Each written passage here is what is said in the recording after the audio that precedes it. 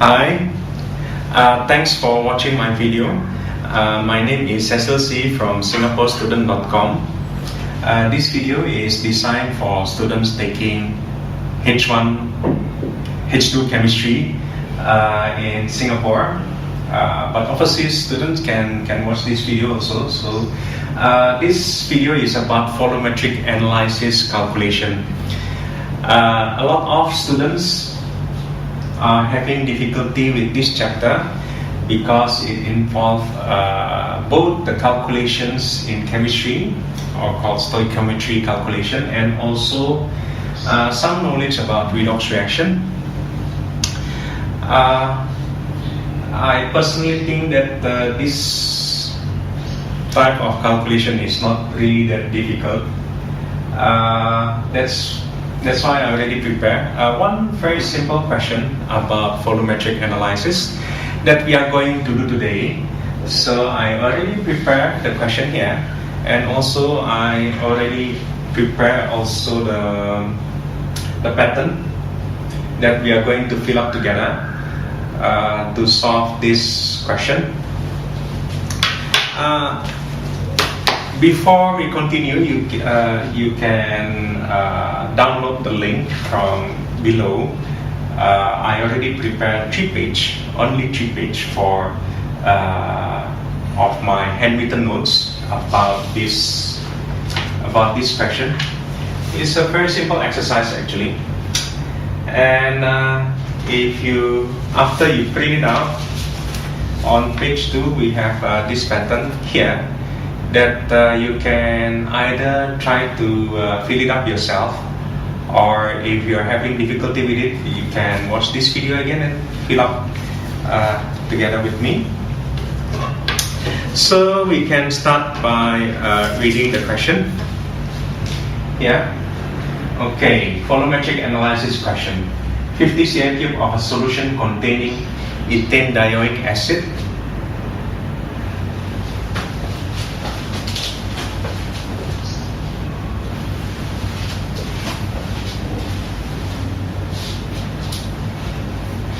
50 cm³ of a solution containing ethane dioic acid. The chemical formula is H2C2O4 and sodium ethane diorite, Na2C2O4.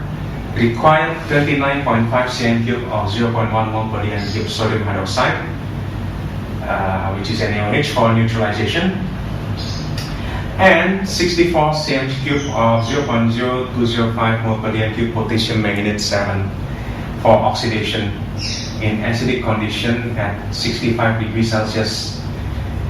Calculate the concentrations of the ethane dioic acid and sodium ethane diorite in acidic condition. It looks difficult, but it's quite easy actually. Basically, you're given an unknown, a solution with an unknown concentration of ethane dioic acid and sodium ethane diorite, and by providing you with the information of the amount of sodium hydroxide and potassium permanganate, they expect you to calculate the concentration for the unknown for the substance, which is ethane dioic acid and sodium ethane diorite.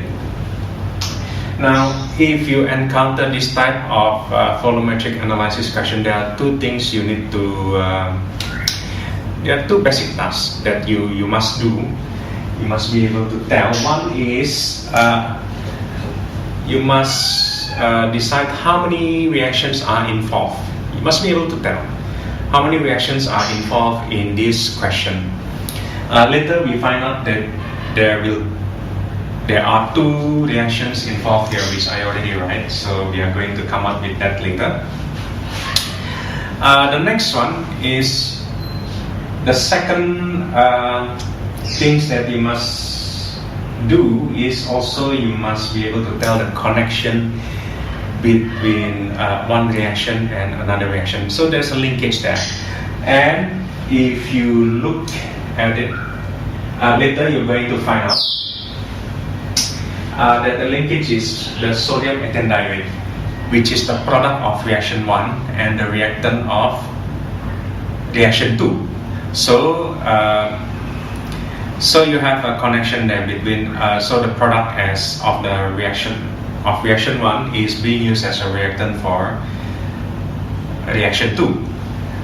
Now we can try to solve this problem together.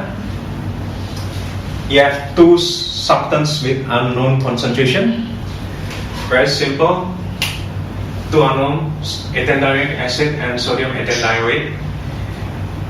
We must be able to tell how many reactions. So the first one is, they give a clue here in the question. The word neutralization is a type of reaction between acid and base. Sodium hydroxide is a base, so it will react with the acid, which is ethane acid. So this block of information tell you that there is a reaction called the neutralization reaction. So that's the first reaction. Another clue, we have another reaction also. So we read here 64 cm cube of 0.025 mole per dm cube potassium manganate 7 for oxidation. So of course it indicates a redox reaction because it's oxidation. Potassium manganate 7, by now I think you know that this is a strong oxidizing agent.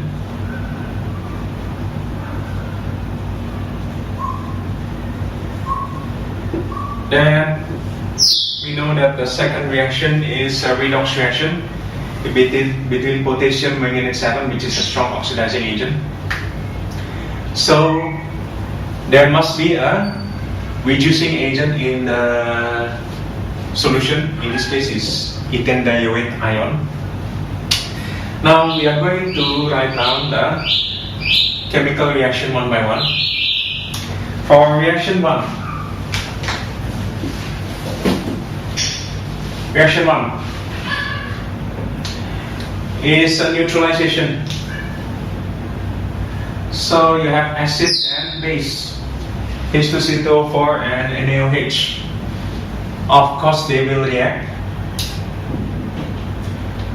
And we must balance the reaction. I already balanced this, right? 1 H2CO4 will require 2 NaOH. Very simple, because ethane dioic acid is a diabasic acid. You're going to produce 2 H2O, and you're going to produce also sodium ethane dioate, right? Okay. The next one, you have reaction 2, which is a redox reaction. So we have the permanganate ion. It's a strong oxidizing agent, which of course will get reduced to Mn2+. This reduction of equation you can easily find out in the data booklet, right? And you can balance quickly also. In the data booklet is already balanced, so you can just copy that, and it will require 5 electrons. So the oxidizing agent, the reducing agent in the solution is sodium ethane dioate, or the ethane dioate ion, C2O4 which turn into 2CO2 and require 2 electrons. Now, the next one is we fill up the information given in the question. Very simple.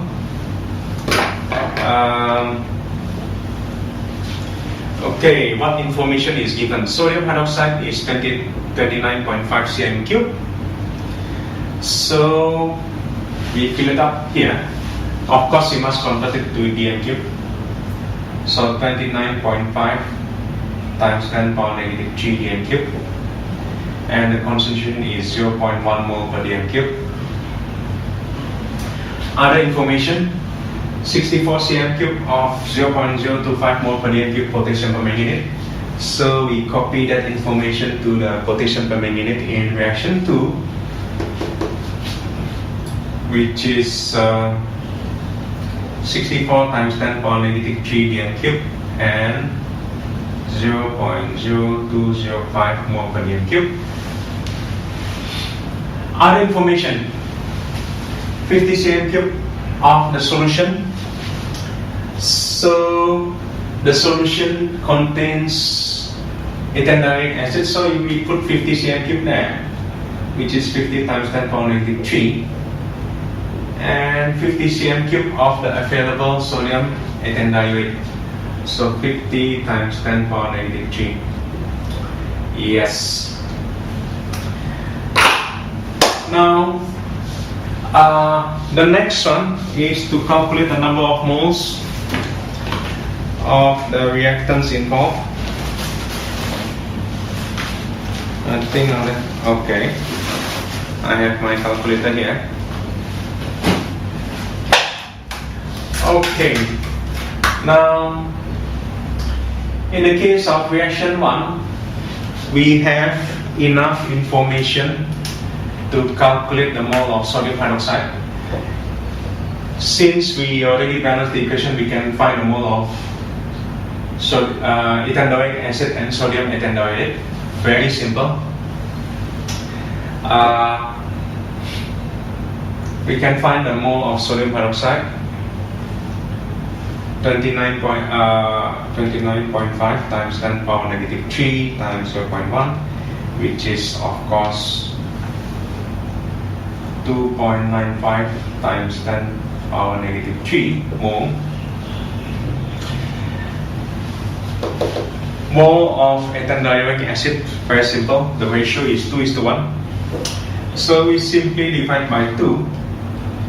We get 1.475 times 10 power negative 3. Now, the first question is very simple. They ask for the concentration of ethanedioric acid. So we know the mole and the volume. We can just simply divide them. So divide by 50 times 10 power negative 3. So you get 0.0295 mole per dm cube. Well, that's easy. The sodium ethanediorate produced is here. The ratio is 1:1 with the ethanedioric acid, so we get the same number, 1.475 times 10 power negative 3. Now the next one. So we already answered the first one. Our answer is 0.0295. The next one is to calculate the concentration of sodium ethanediorate ion in acidic condition. Our answer is not this number. This is the sodium ethanediorate produced before we have an unknown concentration here. So later both of them will combine and react with permanganate ion. So the information that you use is for the potassium manganate 7. We have the volume and concentration, so we can calculate the mole easily. So just 64 times 0.0205. So then we get 1.312 times 10 power negative 3 mole. So this is the mole of permanganate ion. We can calculate the mole of electron using the ratio 1:5. So just times 5. So we get 6.56 times 10 power negative 3 mole. The ethanediorate ion reacts to produce electron. So the amount of electron produced is the same as the amount of electron absorbed by permanganate. So we can use this ratio 1:2 to calculate the mole of ethane dioate ion. So we just divide by 2. We get 3.28 times 10 power negative 3 mole. This 3.28 for reaction 2 is coming from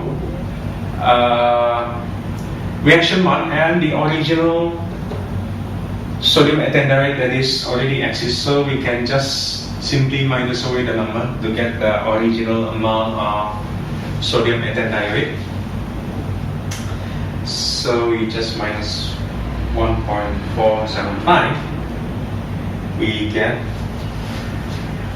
1.805 times 10 power negative 3.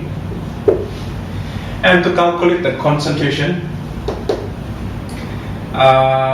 we know the mole and the volume, so we just divide it to get the concentration.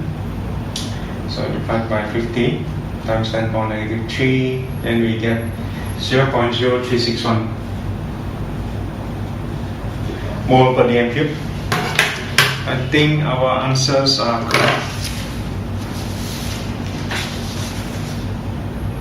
0.0361 mole per dm cube. Yes, so that's how you can solve volumetric analysis question. Initially you might find it difficult, but it's not really difficult. So remember, two main tasks for you to do. One is list out the possible reaction, right? In this case we have 2 reactions, and find the connection between the 2 reactions so we can calculate the number of moles and ultimately the concentration.